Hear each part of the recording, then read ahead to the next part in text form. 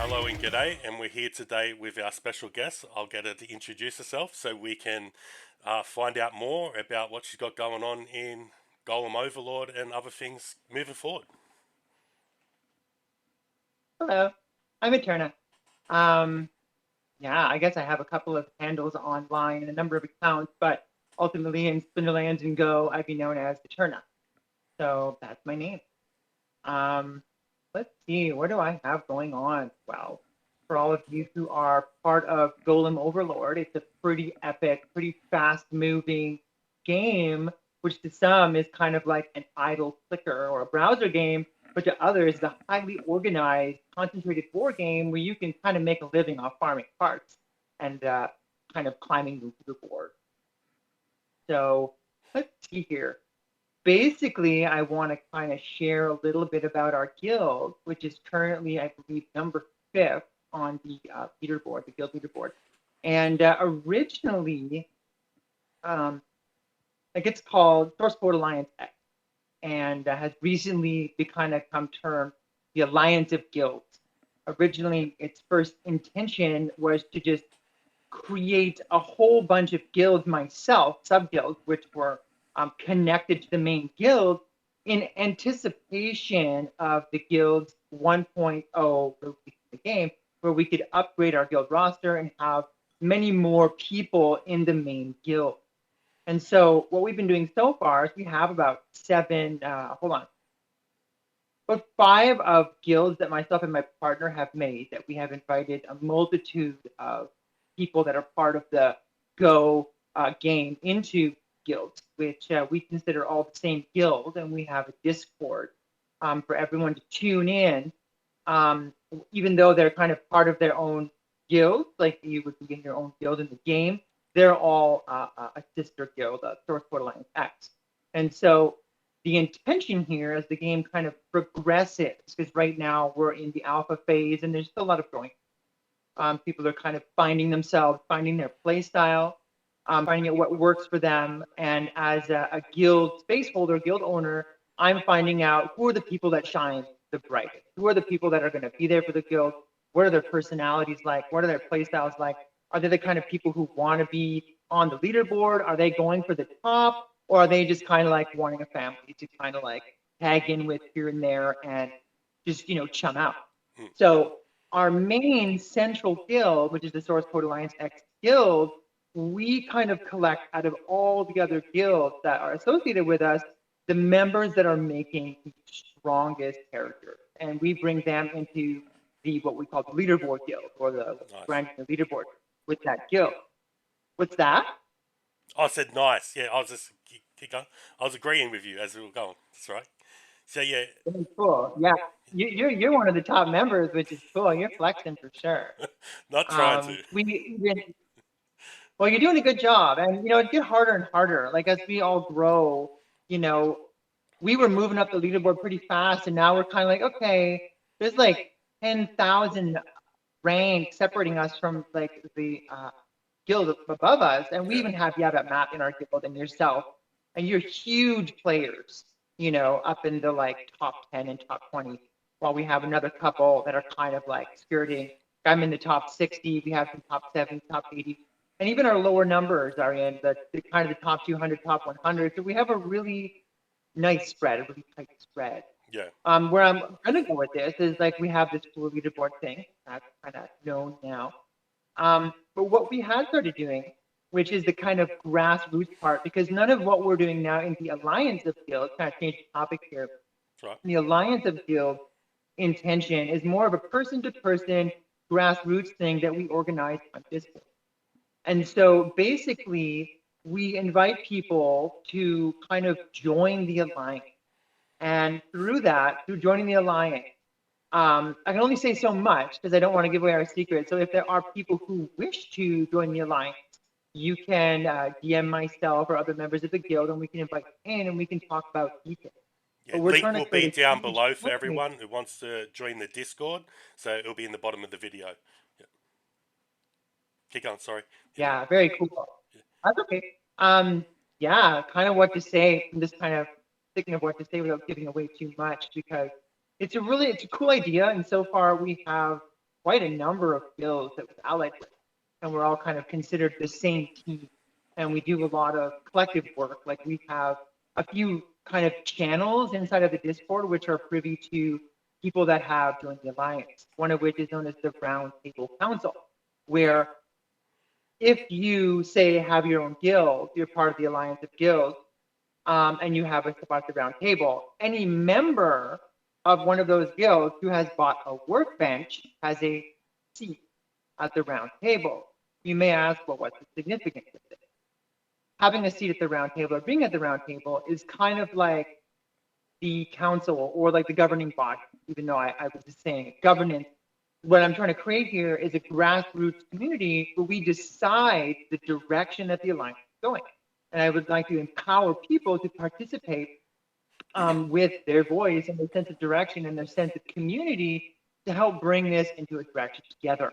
That is coupled with a bunch of in-guild stuff that we're doing that is only seen by in-guild members. We have a whole bunch of different kind of things that we do in guild operations, certain organized kind of guild behavior, if you will.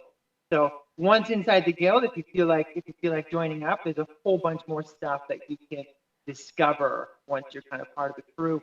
And yeah, that's kind of a general blurb on what it's all about. And for the casual player, it's a place where we honestly just support growth. We're a team that, unlike the Go main, which really used to be a good place to hang out and talk, and like was a really exciting place. And the last few weeks it's turned, I'm not going to say toxic, but there's a lot of fights that break out and a lot of obsessive memery, the nonstop gifts and whatnot. And so as far as a player trying to really find themselves, one of the things we attempt to provide is a solid foundation where you can be like, hey, what's this about? Hey, help me here. Hey, what's going on? Hey, in regard to the changes, what has occurred, and get really clear answers and Yeah, really it's clear been good. support from I've people. done a few things like that where I've been stuck, and you've helped out a lot. It's very good community in there. It's great. Yeah, appreciate that. Thank you. Yeah, yeah, cool. Yeah, Yeah. With moving forward, what are you doing with your build, and how's your build looking up? What direction did you decide to go with a build, and what did you decide to do with your golem? that's exciting. Thanks for asking, actually. So I'm sure, as you know, there's been a lot of changes and a lot of different directions that we kind of could have brought our golem that can no longer be kind of in existence because the changes have just happened so much. Yeah. So where we are now in the kind of era of the scavenging golem, right? At the beginning, I deeply, like, depressively kind of resisted the direction of the scav golem. I was really into the algo and these kind of stats. But after this kind of like 4 or 5 days, I've kind of really seen the light of the scavenging golem. Yeah. And so my kind of whole trip is maximizing fortitude or fortification and just pouring as much scavenger golems as I can in there because I realized that you can have so much more income, right? It's just that you have to guard that income with a lot of fort, or you're just a big, shiny, easy target for everyone to pluck. I'm currently being hunted by the number 3 member of the leaderboard. So that's been a wake-up call on people to protect myself in a better way. I think attack builds are phenomenally viable if you wanted to pour a lot of energy there. I know for myself, my main is more of a balanced build where they're kind of like a tank farm, and then they have attacks for a number of reasons. One of which is to just kind of top up on claim, and the other is if a guild member, someone has some help because they've been jacked a whole bunch of time and they need help getting back at a person or whatnot. So yeah, attacks aren't the most relevant in my build. I'll kind of wait 2 or 3 claims to save them up, and then I'll kind of like attack once or twice, maybe 3 times during a really big claim, and so kind of thing. So mostly just a tank farm, at this point, and I'm loving it. Yeah. Very inspired for what I will be in a week or. Beg yours, I missed that. It cut out a little bit. Sorry. Oh, that's okay. Was definitely feeling really excited for what I will be in about a week. About a week, you're going to do some more upgrades? Well, it's kind of like this, what do you call it? This crescendo effect. It's like every time you do something, I can see the potential of like, well, what if I did that like 6 or 7 more times? Mm. And for me, what I'm excited about right now is if I can, like, what am I now? I'm about 18 fortification. And like the top members in the entire game, some of them only have like 21 attack. Some, yes, have like 45, which is insane. Mm. But if I can bring my fortification up to a certain level, I will be almost, quote unquote, almost untouchable. And that's a phenomenal feeling. No one under me is going to be able to attack. People way down are AKA too scared, so the game says. And then all I have to worry about is the top few, like a handful, that would see me as a good farming target. And Yeah. so if I can find a way to build myself in defense against that, I have nothing to worry about. And I can sit here just raking in the parts. Yeah. So I'm almost at that point, excited to arrive. Nice. I found that when you do get hired, they attack you and you lose a lot. You Yeah, lose a I lot. know. I got hit by Jedi Elf. I was like, are you serious? Fuck off. No, Uh, never mind. Say that. it's all right. I don't monetize. So it's fine. You can say what you want. It's all good. Yay. Yeah, cool. So Awesome. what about you? What about your build? Like I said, so I just got the one build. I just working on that. I usually don't talk much about that one because I just want to. I'm getting like peppered a lot, if you understand what I mean. I think I Yeah. upgraded things a bit too quick. I sort of went the wrong way maybe with a few things. If I probably had my time over again, I probably would have went with more just a flat attack build. So I'm going claim it once, do a whole heap of attacks and just. But I did it similar to you, more an even build, a bit of everything. So but it needs a lot more work. But by saying that, I usually use the other account more. I like that. I'm starting to build a little attack golem in that one, so I prefer that one. I like that one. Okay. Yeah. I might pull I that like up. having Be- them together. beg yours. What's that? Oh, what? Oh, pardon. To continue? I miss. It's sometimes you break up. I can't hear you. Sorry. That's all right. My bad. Give me a second. I will pull the other. What are you excited about most coming up in Golem while I'm doing this? While I'm moving this window. Well, that is an interesting question. Directions coming about. And to be honest, that one of the things I'm most excited about is some stability. Just being able to know that everything I've put a lot of energy into isn't just going to disappear in a week. And then me being like, okay, I got to rethink everything because now the numbers are different. Everything I've done doesn't mean anything. And I have to redirect that.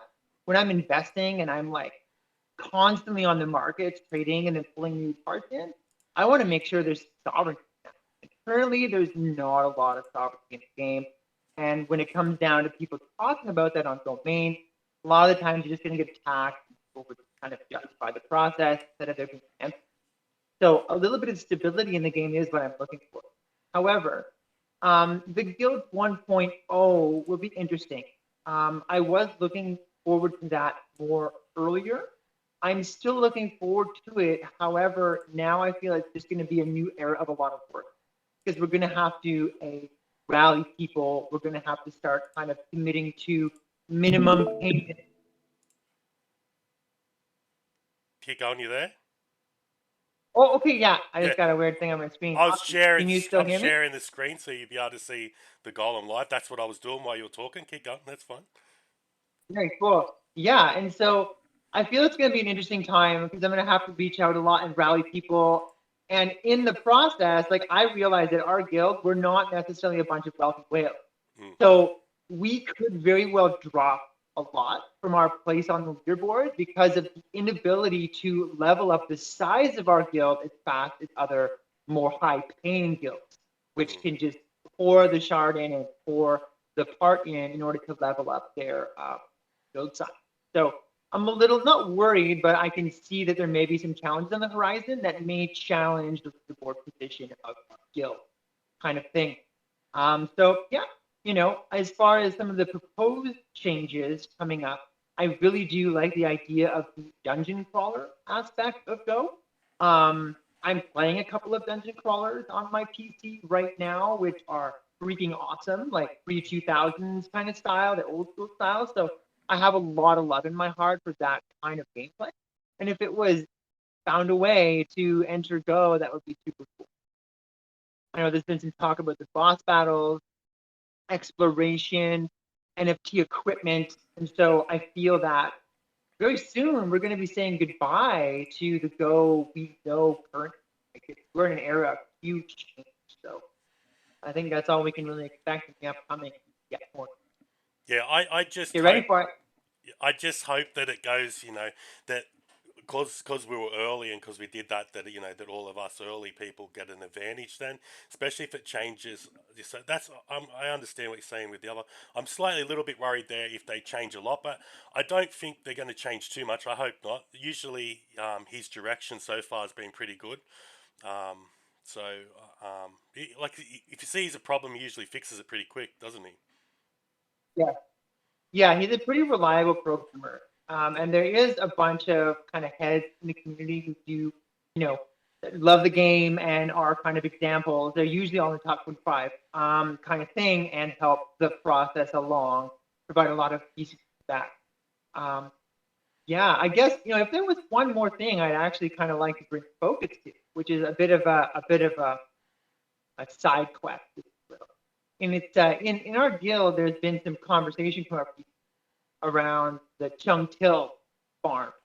And, this is a topic that's a hot topic in the game on domain and in other places, which is, I've been jokingly calling it the Chung Till dynasty because it's a huge army of, potentially botted, potentially manually played accounts. Mm. And people talk about farming it to make sure that they can't farm the game because there was a lot of nerfs introduced to the game in the last cycle, the last like 10 days, maybe more, that were because of this one account holder. They had so many accounts, and the way they were farming is they were making it next to near impossible for any new players to come in, as they would just strip them of all of their parts, times hundreds and hundreds of accounts.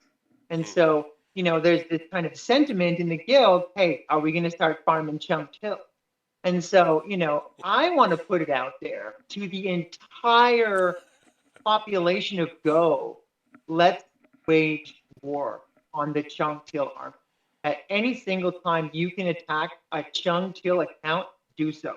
And find a way to strip them of as many parts as possible, because they have been making it so very difficult for this game to stay in its integrity, because as a multi-account holder, their intent is to just exploit and extract from the game.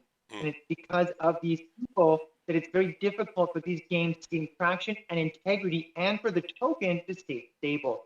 So hey, if you're into it, let's hunt some Chunk Till. That's cool. So we could get some knowledge on that, seeing that you're into the guild aspect more. What do you know of what the updates they are planning on doing, or what they're planning on bringing up so far? You think what's the direction they're going to take of what they're going to upgrade, or if we're going to get extra percentages, or we're going to have whole new gameplays, or what type of direction is there? Because I haven't done a great deal of research on it, and I'm sure everyone else who's viewing would like to know as well. Okay, well, I'm glad you asked that question, because I have been researching a lot and talking with Dev and some of the people. And so the ideas that I have, that I'm under the impression will be put in motion. One, like the first one, which is a very obvious one, which is the ability to upgrade the amount of people in the guild. And in doing so, we will be able to use the part and shard tokens to be able to sync them into the guild, thus also burning part and tokens on characters that we do that with.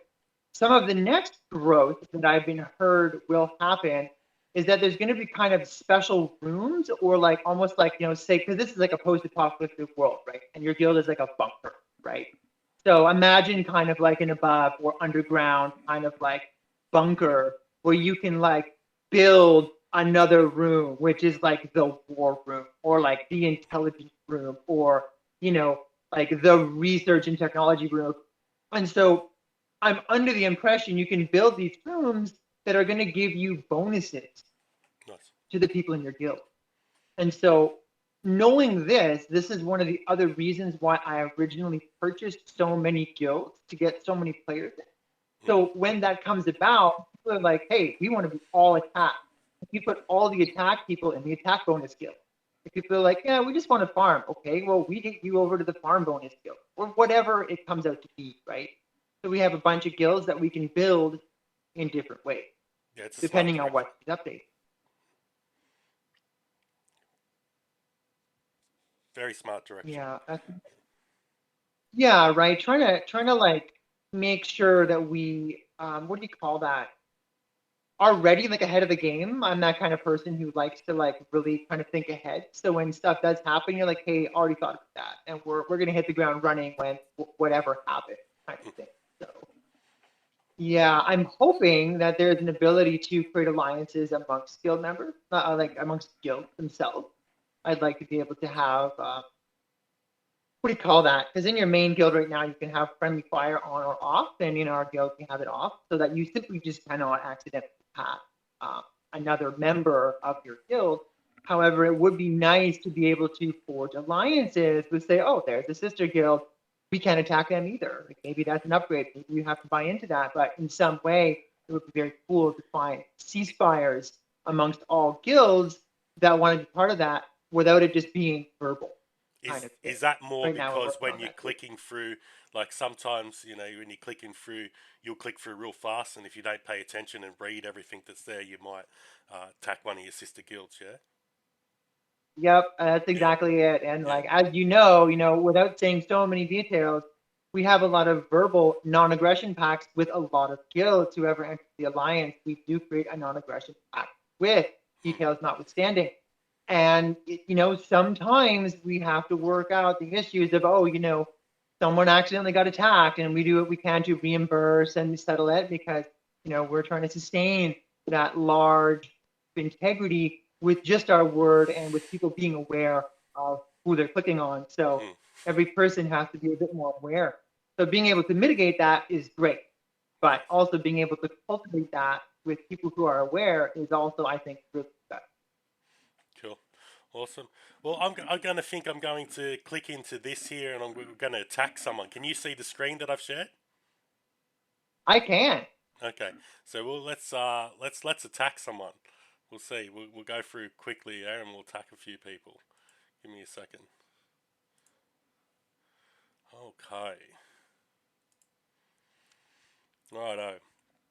So we'll see if I've got this right.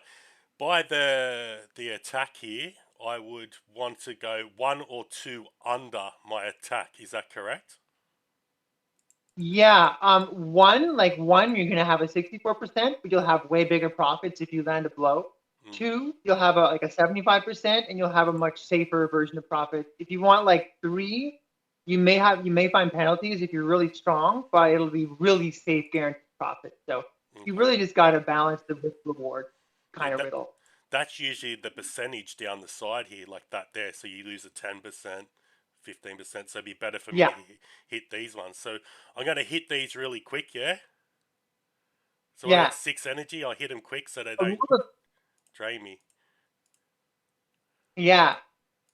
Yeah, a rule of thumb that I usually go by because I have a bunch of alts and I go through this process a lot Yeah. is however you organize it, just make sure you're clicking on the white axis, whether or not they're -5, -10, or -15% penalty. Because sometimes, depending on your level or rank, you can only find targets that do have a penalty, and so you just want to make sure that you're hitting the targets with a white penalty. Any lower than that, and it's just not worth Yeah. it in the end.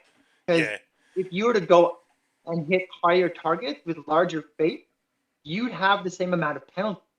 So you're either going to have penalty through hitting 2 low-level targets, or you're going to have the same type of penalty hitting up into 2 high-faith targets. So you kind of have to find the sweet spot of the easiest stuff you can break through and get profit on.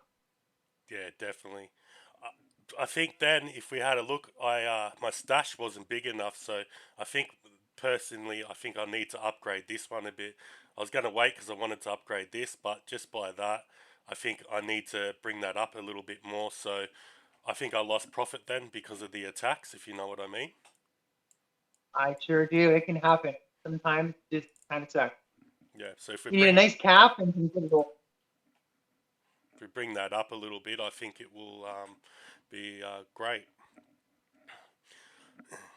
Yeah, the balance between your attack, your faith, and a little bit of charging station go towards you getting some really nice pulls. Yeah. One of the things I do like doing, because I have a bunch of alts that like on their third claim, like I'll claim, claim, claim, and then claim. And then the third claim, I will attack before claiming in order to get as maximum claim as I can. And what I've learned over time, because when you're investing in your characters, fortification and power, which have the same pattern of growth, that they're always going to cost the same amount at the same levels. And so once you're around like 6 or 7 kind of power, it starts getting a bit more expensive. But once you're like anywhere between 5, 6, or 7 power, if you pour a lot of energy, a lot of heart into faith, which is a lot more accessible, you can get much higher faith and you'll get more out of every attack than necessarily needing to go into a higher attack bracket kind of thing. So there's a balance there. Yeah, so High you faith get is, more rewards then. Obviously, that's what it's doing. It's smarter, and it yeah. would be you'd be able to upgrade it quicker than anything else. Correct? Say that one more time. You'd be able to upgrade it quicker than anything else. You can. That's what I like about faith is it's really cheap and really quick to upgrade, and it acts as both a defensive buffer and an offensive buffer, I guess you would say. People steal less from you, and you steal more from them, and that's just awesome all around. With the upcoming The NFT. charging. Sorry, keep going. What was with the charging station? Sorry, I interrupted. Didn't mean to. Yeah, sorry about that. Yeah, I was just saying that, like, even though I don't have the math fully done in my head, I know quite factually now the charging station plays a role in the upper end of what you take. So now it's not just attack and faith anymore. You will have to have points invested in charging station if you want to have a viable attacking unit that is functionally taking large amounts of heart from your target. So you do need that up higher. They made another change Yeah. again, did they? When was that one brought in? This was a while ago. This is around the time that they were balancing the scab golem. I actually dropped an equation in the guild. I can drop it again. I was kind of asking, does anyone know the math? Because I really couldn't figure out like what it meant. I'm under the impression that it's kind of like the charging golems is like an upper bar, and the like. So you basically have attack, which is penetrate. So you only need as much attack to penetrate the type of target you want. So just know that more attack doesn't make you steal more parts. That's fake. But let's just say you have a bracket of low to high, and your faith rolls in there from low to high, then that bar, that high bar, when you bring your charging station up, it makes the faith count for more kind of thing. So it's, yeah, right? So if you raise that bar, because charging station is pretty freaking expensive. Yeah, they are. So haven't they got something to do with the upcoming NFTs though as well? That could be why they're expensive. Do you know anything about that one? I did hear that from the beginning, that the original reason that charging station was so expensive is because the charging station level would be kind of considered for you to be able to equip the NFT equipment, as it were, and give you different skills. So, you know, I haven't heard a lot about that in quite a while. There's been a lot of talk about things in the first few weeks that I haven't heard utterance of in quite some time. But I do still hear talk about different varieties of NFT coming in and their relationship to Shard. Because Shard right now is a pretty useless token. Its price has dropped pretty phenomenally. And there are a few things that could be said about it, but I don't necessarily want to give away the secret of Shard. If you want to know the secret of Shard, join the Alliance. Cool, I like it. We will tell you all. Do you know any information on the boss fights? I'm just draining you for all your information. Well, then we That's get all okay. the major thing. Yeah. Currently, I haven't heard a thing at all. Okay. I do imagine, however, that it's going to be something like Splinterforge, because Splinterforge, you know, was a compatibility kind of game that allows you to use Splinterlands assets in a boss fight kind of environment. And so I'm under the impression Yushin built that, and so I'm also under the impression that the boss fight kind of paradigm inside of Go will emulate that pretty accurately, but with more golem-esque kind of low, mid, high, maybe even like low, mid, high bosses, maybe even some bosses that like multiple peoples will have to come in simultaneously as a team and kind of like hammer it. And then they kind of split the reward. But that's all speculative, and I don't have any research telling me that like a multi-fight boss, or even them being similar to the Splinter Forge bosses will be the final product, but that is what I can kind of Yeah. prospect. That's like I'll spitball one that it's not true, but it would be good if maybe. So say like what your golem would work like similar like a summoner, saying off what you were saying, if you know what I mean. Then your Yeah, NFTs that you get will be able to slot them in to attack the boss more into the golem. So then it goes and attacks the bigger boss type of thing, similar something like that maybe, but we don't know yet. Yeah, yeah, yeah, possibly. hard to say. There's so many different things that I think in the next few months, Golem is going to change so drastically that the level of play we know now, I think it's very beneficial for us to be doing this right now and grinding the heck out of it and working on the market. Because those people who give it that attention are really going to benefit in the future because they will have been here through this awkward growing phase and will benefit, from the strange little things that happen. And if you work through it, you're gonna have that in your pocket and under your belt kind of thing. And no one will ever be able to catch up to that. People who come in on the beta, they're gonna come in on this game that's worked out, and that top 25, no one's getting into that top 25. Maybe even that top 50. It will be impossible unless they maybe put like thousands Deep, upon deep, thousands deep of dollars. pockets they might be able to if they got deep pockets. Yeah, Right there it is. Like that's the only way to really get up in there. yeah, yeah. Nice, perfect. Have you got anything else you would like to discuss about Golem? Hmm. Let's see. Honestly, off the top of my head, I think that's like pretty complete. I guess the only other thing I want to say is that I absolutely love the part market. It is incredible. Even you have a presence. You did a nice shift the other day. Like, hey, why is the price rising so much? Oh, looks like Steph is buying some parts. No. Yeah, I love the market. It's a great market, and I would definitely encourage players because before I really knew what was going on, I was the same in respect to being like, oh, whatever, bots own the market, yada yada yada. That is an uninformed state, right?